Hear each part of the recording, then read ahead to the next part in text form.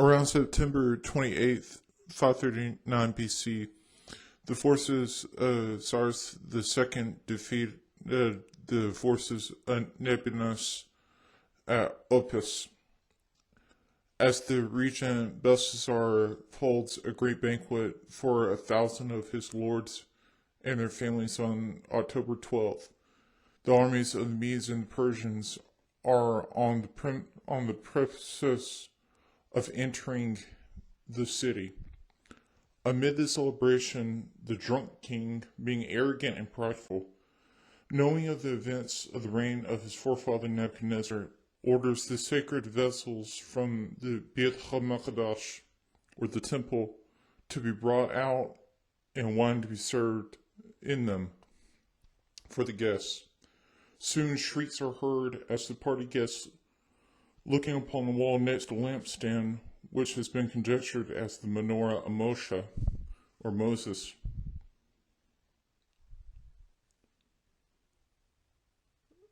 And they frighteningly spectate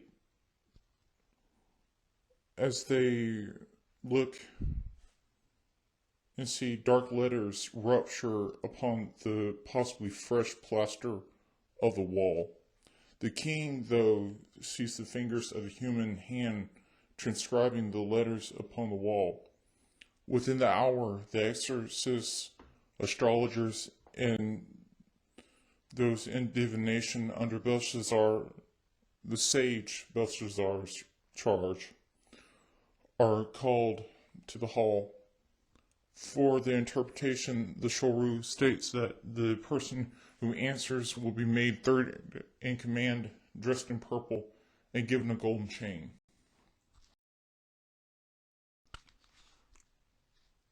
As these men observe the writing, which says, Manu Manu Shakalu Parus, they interpret the writing to mean Mina Mina Shekel, half unit, or count, weigh, cut off. The replies don't make sense to his spirit, so the king is even more agonized in his shock. His mother, though, advises him to consult the head of divination, which is the sage Belshazzar. When he comes in, the king offers him the same rewards for interpreting the dream, or the writing, that he offered his subordinates. Refusing them, the sage walks over and reads the writing through the Ruach HaKodesh, or Holy Spirit.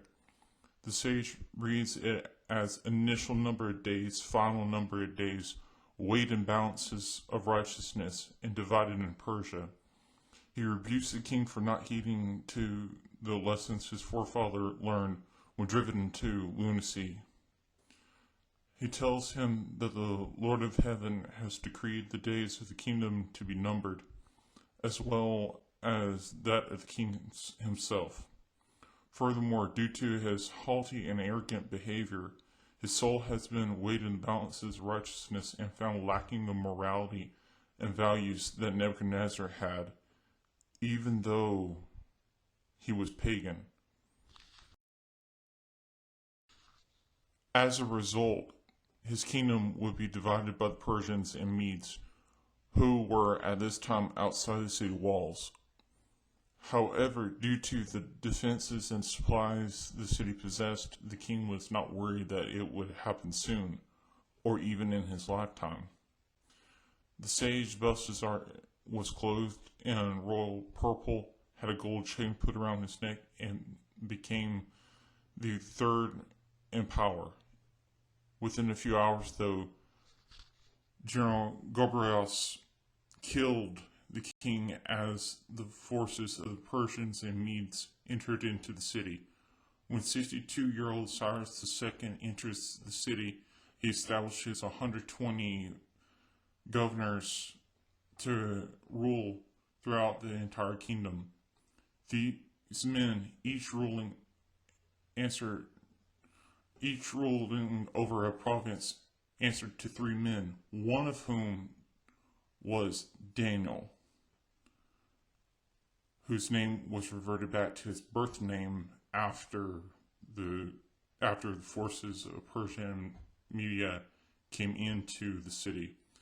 Due to the blessing from above and his wisdom, Cyrus considered making Daniel vizier of the empire. This, along with other actions according to tradition, resulted in a conspiracy to remove him by finding some merit of fault. When this could not be found, these unknown chiefs and officials conspired to have him executed for his faith. A royal decree was soon displayed, having the signet ring of Cyrus II.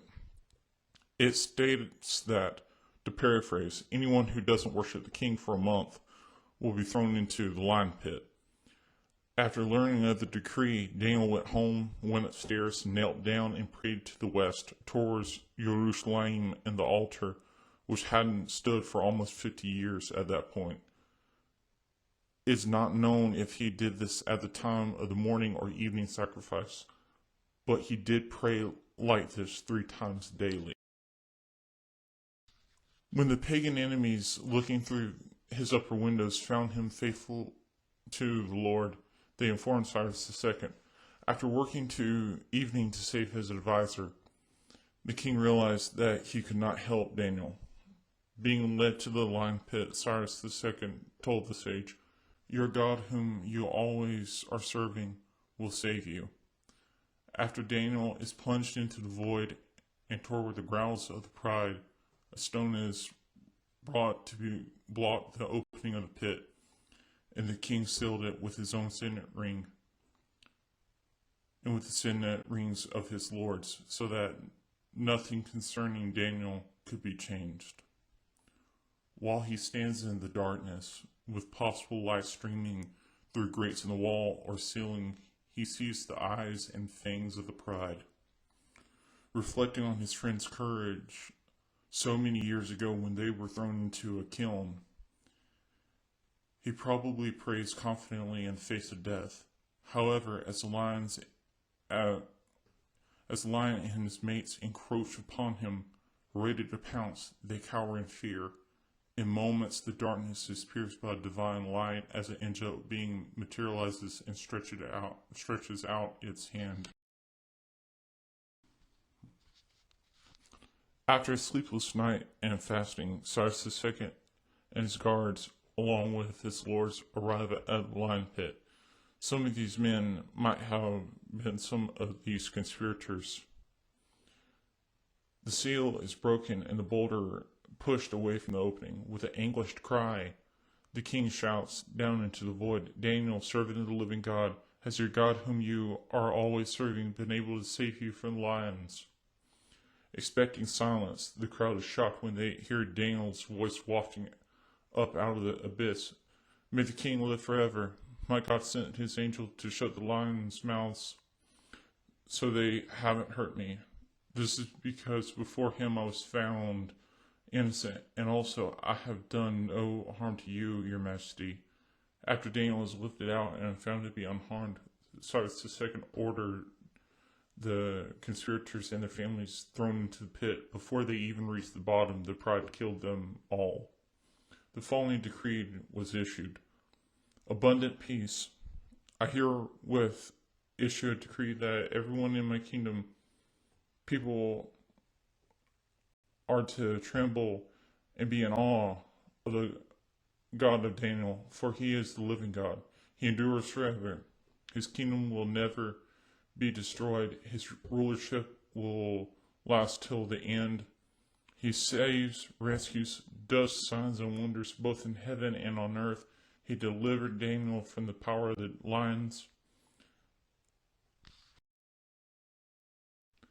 In the spring of 538 BC, Daniel was reading how Jeremiah had been told that Jerusalem's desolation would last for 70 years. While fasting and confessing his own sins and those of his people, wearing sackcloth and ashes, praying for the revival, Prince Gabriel swooped down in full flight at 3 p.m. Starting in the spring of 445-444 BC, the restoration of Jerusalem would take 49 years. 434 years later, Mashiach would appear and vanish, after which the temple would be destroyed again. There will be a 3.5-year period in which the sacrifice and the grain offering will be stopped. On the wing of detestable things, the desolator will come and continue until the already decreed destruction is poured out onto the desolator.